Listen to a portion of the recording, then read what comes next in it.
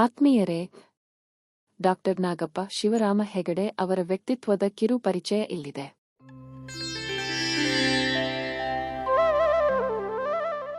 ಹೊನ್ನಾವರ ತಾಲೂಕಿನ ಹೈಗುಂದದ ಕೃಷಿಕ ಕುಟುಂಬದಲ್ಲಿ ಜನಿಸಿದ ಶಿವರಾಮ ವಿಷ್ಣು ಹೆಗಡೆಯವರೇ ನಾಗಪ್ಪ ಹೆಗಡೆಯವರ ಪಿತಾಮಹ.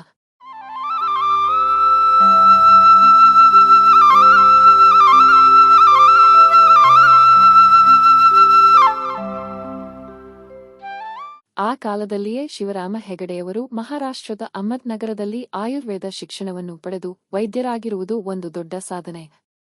ನಂತರ ಭಟ್ಕಳ ತಾಲೂಕಿನ ಮಾರುಕೇರಿ ಎಂಬ ಕುಗ್ರಾಮಕ್ಕೆ ಬಂದು ವೈದ್ಯ ವೃತ್ತಿ ಆರಂಭಿಸಿ ಬಡಜನರ ಸೇವೆಗೆ ಮುಂದಾದುದು ಮತ್ತೊಂದು ವಿಶೇಷ. ಇವರು ಮೂಲತಃ ಹೊನ್ನಾವರ ತಾಲೂಕಿನ ಹೈಗುಂದದವರು. ಹೈಗುಂದ ಒಂದು ದ್ವೀಪವಾಗಿದ್ದು ಇತಿಹಾಸ ಪ್ರಸಿದ್ಧ ಸ್ಥಳವಾಗಿದೆ. ಇದು ಹವ್ಯಕರ ಮೂಲ ನೆಲೆಯೆಂದು ಪ್ರತೀತಿಯೂ ಇದೆ.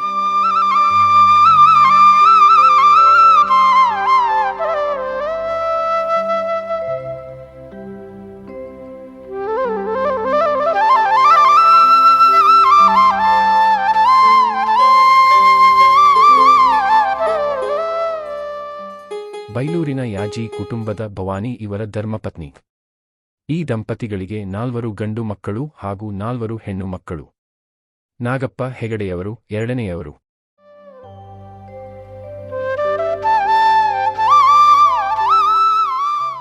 ನಾಗಪ್ಪ ಹೆಗಡೆಯವರು ಪ್ರಾಥಮಿಕ ಹಾಗೂ ಮಾಧ್ಯಮಿಕ ಶಿಕ್ಷಣವನ್ನು ಭಟ್ಕಳದಲ್ಲಿ ಮುಗಿಸಿದರು.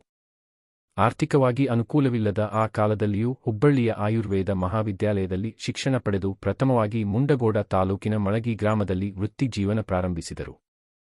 ಹಳದೀಪುರ ಅಗ್ರಹಾರದ ಸಭಾಹಿತ ಕುಟುಂಬದ ಇಂದಿರಾ ಇವರನ್ನು ವಿವಾಹವಾಗಿ ದಾಂಪತ್ಯ ಜೀವನಕ್ಕೆ ಪಾದಾರ್ಪಣೆ ಮಾಡಿದರು.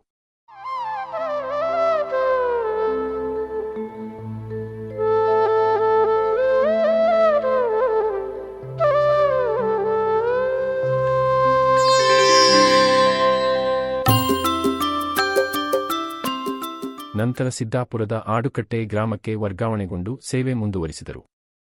ಕೆಲಕಾಲದ ನಂತರ ಸರ್ಕಾರಿ ವೃತ್ತಿಗೆ ವಿದಾಯ ಹೇಳಿ ಸಾಗರ ತಾಲೂಕಿನ ತಾಳಗುಪ್ಪಕ್ಕೆ ಬಂದು ಸ್ವತಂತ್ರ ವೃತ್ತಿಯನ್ನು ಪ್ರಾರಂಭಿಸಿದರು.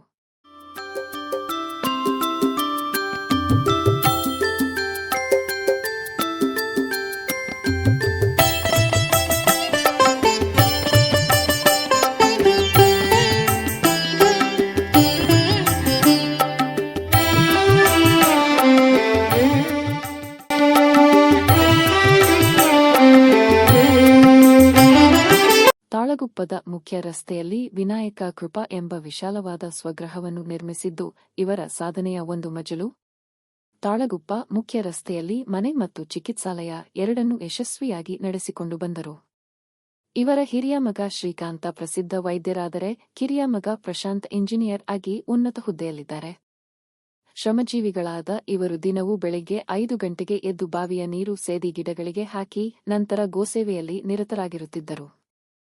ಆಕಳು, ನಾಯಿ, ಬೆಕ್ಕು ಇವರ ನೆಚ್ಚಿನ ಪ್ರಾಣಿಗಳಾಗಿದ್ದವು. ಇವೆಲ್ಲ ಕೆಲಸಗಳನ್ನು ಮಾಡಿದ ನಂತರವೇ ರೋಗಿಗಳ ಸೇವೆಗೆ ತೊಡಗುವುದು ಇವರ ದಿನಚರಿಯಾಗಿತ್ತು. ಪ್ರತಿ ಆಕಳಿಗೂ ಪ್ರೀತಿಯ ಹೆಸರಿಟ್ಟು ಕರೆಯುತ್ತಿದ್ದರು. ಸಂಜೆ ಯಾವುದಾದರೂ ಆಕಳು ಮನೆಗೆ ಬರದೆ ಇದ್ದಲ್ಲಿ ತಾವೇ ಸ್ವತಃ ಹುಡುಕಲು ಹೋಗುತ್ತಿದ್ದರು. ಮನೆಯ ಸುತ್ತಲೂ ಹಲವಾರು ಬಗೆಯ ಹೂವು ಮತ್ತು ಹಣ್ಣಿನ ಗಿಡಗಳನ್ನು ನೆಟ್ಟು ನಳನಳಿಸುವಂತೆ ಮಾಡಿದ್ದರು.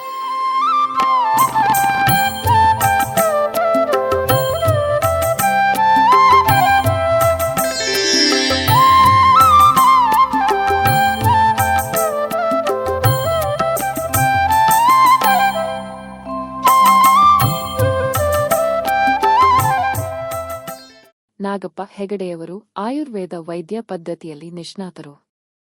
ಸ್ವಂತ ಕಲಿಕೆಯಿಂದ ಅಲೋಪತಿ ಚಿಕಿತ್ಸಾ ಕ್ರಮದಲ್ಲೂ ವಿಶೇಷ ಪರಿಣಿತಿ ಗಳಿಸಿದ್ದರು.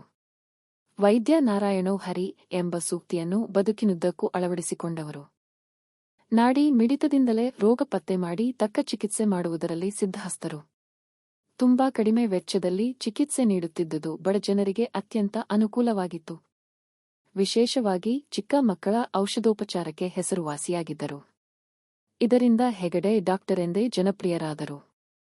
ಇಂದಿಗೂ ಇವರ ಹೆಸರು ಜನರ ಮನದಲ್ಲಿ ಸ್ಥಾಯಿಯಾಗಿ ಉಳಿದಿರುತ್ತದೆ. ಯಾವುದೇ ಸಮಸ್ಯೆಗೆ ತಕ್ಷಣ ಪರಿಹಾರ ಸೂಚಿಸುತ್ತಿದ್ದರು.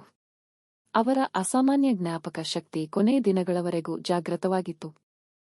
ಇವರ ಮನೆಯಲ್ಲಿ ಆಗಾಗ ಪ್ರಸಕ್ತ ರಾಜಕೀಯ ವಿದ್ಯಮಾನಗಳ ಚರ್ಚೆ ನಡೆಯುತ್ತಿತ್ತು. ಇವರ ಆಪ್ತರಾದ ಗಂಗಣ್ಣನವರು ತಪ್ಪದೇ ಭಾಗವಹಿಸುತ್ತಿದ್ದರು. ಎಂದಿಗೂ ಸಕ್ರಿಯ ರಾಜಕಾರಣಕ್ಕೆ ಇಳಿದವರಲ್ಲ. ಸಾಮಾಜಿಕ ಜಾಲತಾಣ, ದೂರದರ್ಶನ ಮೊದಲಾದ ಮಾಧ್ಯಮಗಳಿಲ್ಲದ ಅಂದಿನ ಕಾಲದಲ್ಲಿ ಕೇವಲ ವರ್ತಮಾನ ಪತ್ರಿಕೆಗಳಿಂದಲೇ ಅಪಾರ ರಾಜಕೀಯ ಸೂಕ್ಷ್ಮಗಳನ್ನು ಅರಿತಿದ್ದರು. ಅವರ ರಾಜಕೀಯದ ಒಳನೋಟಗಳ ವಿಶ್ಲೇಷಣೆಯನ್ನು ಕೇಳಲು ಕೆಲವರು ನಿಯಮಿತವಾಗಿ ಮನೆಗೆ ಬರುತ್ತಿದ್ದರು. ಪ್ರಜಾಪ್ರಭುತ್ವದ ಅಡಿಗಲ್ಲಾದ ಮತದಾನಕ್ಕೆ ಅತ್ಯಂತ ಮಹತ್ವ ಕೊಡುತ್ತಿದ್ದರು. 1956 ರಿಂದ 2019 ರವರೆಗೂ ಒಮ್ಮೆಯೂ ತಪ್ಪದೆ ಮತದಾನ ಮಾಡಿದ್ದು ಒಂದು ದಾಖಲೆಯೇ ಇರಬೇಕು.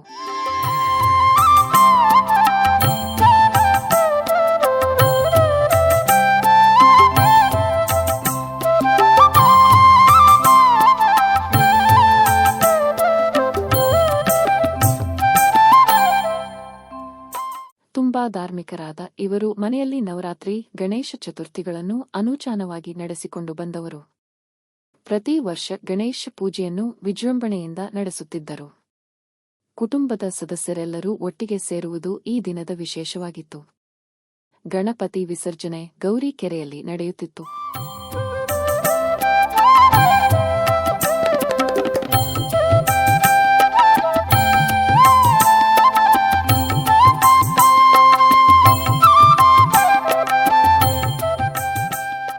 ಕುಟುಂಬದ ಎಲ್ಲ ಕಾರ್ಯಕ್ರಮಗಳಲ್ಲೂ ಸಕ್ರಿಯವಾಗಿ ಪಾಲ್ಗೊಂಡು ಎಲ್ಲ ಬಗೆಯ ಸಹಾಯ ಮಾಡುವುದನ್ನು ಯಾವತ್ತೂ ನಡೆಸಿಕೊಂಡಿದ್ದರು. ಸಂಬಂಧಗಳನ್ನು ಹುಡುಕಿ ವಿವಾಹ ಮಾಡಿಸುವುದು ಇವರ ಇನ್ನೊಂದು ಹವ್ಯಾಸವಾಗಿತ್ತು.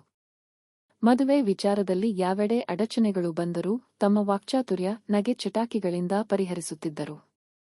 ದಿನವೂ ದಿನಸಿ ಸಾಮಗ್ರಿ ತರುವುದು ಹತ್ತಿರದ ಗುರಪ್ಪ ಶೆಟ್ಟರ ಅಂಗಡಿಯಿಂದ.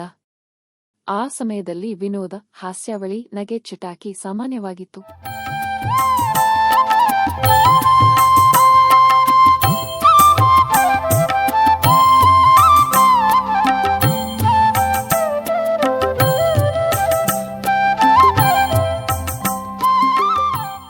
ಇಡಗುಂಜಿ ಮಹಾಗಣಪತಿಯ ಭಕ್ತರಾಗಿದ್ದು ಪ್ರತಿ ವರ್ಷವೂ ಭೇಟಿ, ಸೇವೆ ನಡೆಸುವುದು ಸಾಮಾನ್ಯವಾಗಿತ್ತು.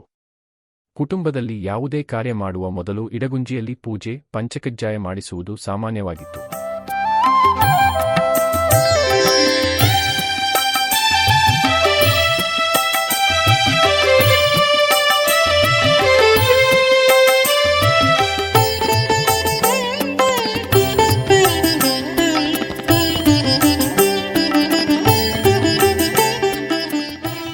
ಕಾನಗೋಡು ಚೆನ್ನಕೇಶವ ದೇವಾಲಯ ಅವರ ಕುಲದೇವರು.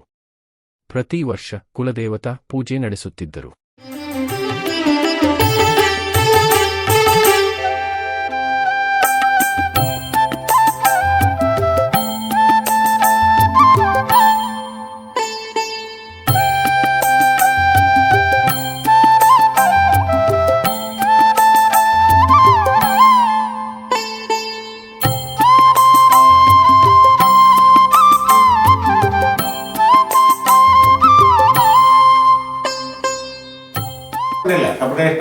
ಅದೇ ಅದಕ್ಕೆ ವೇಟ್ ಮಾಡ್ತಾರೆ. ನಿನ್ನೆನೋ ಹೇಳಿದ್ರೋಡ ಸಪ್ರೇಟ್ ಆಫ್ನಲ್ಲಿ 6ನೇ ತಾರೀಕಿಗೆ ಇದು ಕರ್ನಾಟಕ ಮೀಟಿಂಗ್ ಆದ್ಮೇಲೆ ಫೈನಲ್ ಆಗ್ತದೆ. 6ರಿಂದ ಗುರುವಾರದಿಂದ ರೇಸ್ಟ್ ಸ್ಟಾರ್ಟ್ ಆಗ್ತದೆ ಅಂತ ಹೇಳಿದ್ರೋಡ. ಅದು ಕಾರ್ಡು ಬರೋಕೆ ನೋಟಿಫಿಕೇಶನ್ ರೆಗ್ಯುಲರ್ ಮಾಡೋರ ಕಟ್ಟಿಲ್ಲ ಅಂತ ಏನೋ ಅಲ್ಲಿ ಇನ್ನೇ ಸಬ್ರೇಸ್ಟರ್ ಆಫೀಸಿಗೆ ಓಡಾಕ್ ಹೇಳಿದ್ರೋಡ. ಹಂಗೇನಾರು ಆಗ್ಬಿಟ್ರೆ ಬಡ ಬಡ ರೇಸ್ಟ್ ಮಾಡಿ ಮುಗಿಸ್ಲಕ್ಕು. ಇವನ್ ಫೆಬ್ರವರಿ ಫಸ್ಟ್ ವೀಕ್ನಲ್ಲಾದ್ರು ಮಾಡಿ ಮುಗಿಸ್ಲಕ್ಕು.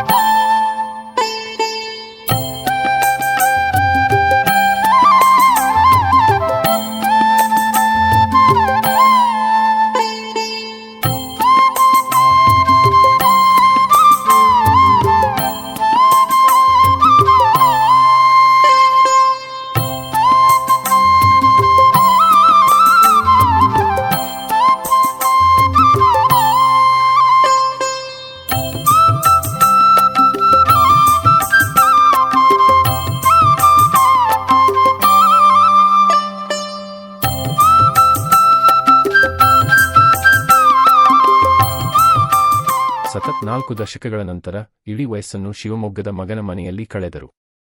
ಅಲ್ಲಿ ಹತ್ತಿರದ ಉದ್ಯಾನವನದಲ್ಲಿ ವಾಯು ವಿಹಾರ ಮಾಡುವುದು ನಿತ್ಯದ ದಿನಚರಿಯಾಗಿತ್ತು. ಚಿಕ್ಕ ಮಕ್ಕಳಿಗೆ ಚಾಕಲೇಟ್ ಹಂಚುವುದು ಇವರಿಗೆ ಪ್ರಿಯವಾದ ಕೆಲಸವಾಗಿತ್ತು. ಪರಿಪೂರ್ಣ ಬದುಕಿನ 85 ವಸಂತಗಳನ್ನು ಕಳೆದು ದಿನಾಂಕ 19 ಆಗಸ್ಟ್ 2019 ರಂದು ದೈವಾಧೀನರಾದರು. ಅವರ ಬದುಕು ಆದರ್ಶಮಯವಾಗಿತ್ತು, ಸ್ಮರಣೀಯವಾಗಿತ್ತು ಹಾಗೂ ಅನುಕರಣೀಯವಾಗಿತ್ತು.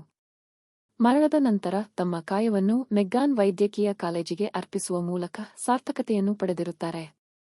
ಭೌತಿಕವಾಗಿ ಇಲ್ಲವಾದರೂ ಅವರ ಚಿಂತನೆಗಳು ಇವತ್ತಿಗೂ ಪ್ರಸ್ತುತ. ಅವರ ನಗೆ ಮೋಗ ನಮ್ಮ ಮನದಲ್ಲಿ ಶಾಶ್ವತ. ನೆನಪು ಮಧುರ. ನಡೆದ ದಾರಿ ಅನುಕರಣೀಯ. ಇಂತಹ ಮಹಾನ್ ಚೇತನಕ್ಕೆ ನಮ್ಮದೊಂದು ನುಡಿ ನಮನ. ಸದಗಮಯ ತಮಸೋಮಾ ಜ್ಯೋತಿರ್ಗಮಯ ಮೃತ್ಯೋರ್ಮಾ ಅಮೃತಂ